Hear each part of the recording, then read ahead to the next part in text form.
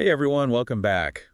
Today we're diving into a story that sounds like it's straight out of spy movie. Oh, yeah. This one's a doozy. We're talking about the Biden-Burisma corruption thing. Right, the one that was all over the news a few years back. Exactly. It was a pretty big deal, especially during the 2020 election. Huge. The story was that Joe Biden and his son Hunter were taking millions in bribes from Burisma, a Ukrainian energy company. Yeah, and this narrative was everywhere. And the key witness, this guy named Alexander Smirnov. Oh, right, Smirnov. Well, he just came out and admitted that he made the whole thing up. Wow, so it was all a lie? The whole thing, a complete fabrication. I mean, that's wild, right? Like, how did that even happen? I know, it's crazy. But it just goes to show how easily these narratives can take hold, you know? Especially when they play into existing fears and biases. Exactly.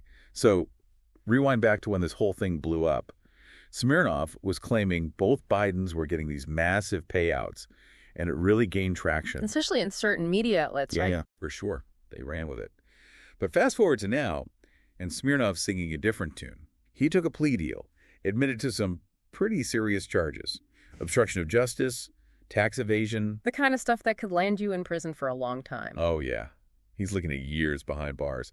But here's the thing. There's this chatter that if Trump gets back in the White House, He might pardon Smirnov. that's the rumor going around. Or maybe commute his sentence. Which would be pretty incredible considering the gravity of the situation. Right. It's crazy. But, and this is where it gets really interesting, Smirnov confessed that Russian intelligence was behind the whole thing. Whoa, wait, what? They cooked up this entire Biden-Burisma scandal. Are you serious? Completely. He was in contact with top-level Russian officials, like heads of agencies and stuff. So this wasn't just some random guy making stuff up. This was a coordinated effort, Yeah. right? Like a disinformation campaign. Exactly. They wanted to discredit Biden. And it worked.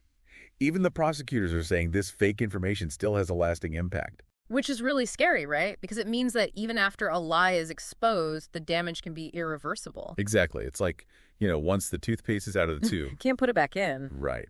And remember, the Republicans were holding up Smirnov as their star witness. Oh, yeah. They were convinced he was going to bring down the Bidens. And then their whole argument falls apart because it was based on a lie fed to them by a foreign power. That's got to be embarrassing. It's pretty ironic, for sure. But it really makes you think, right? Like, how many other scandals are out there that are actually just disinformation campaigns? It's kind of unsettling, right? How much of what we see and hear is actually true. Exactly.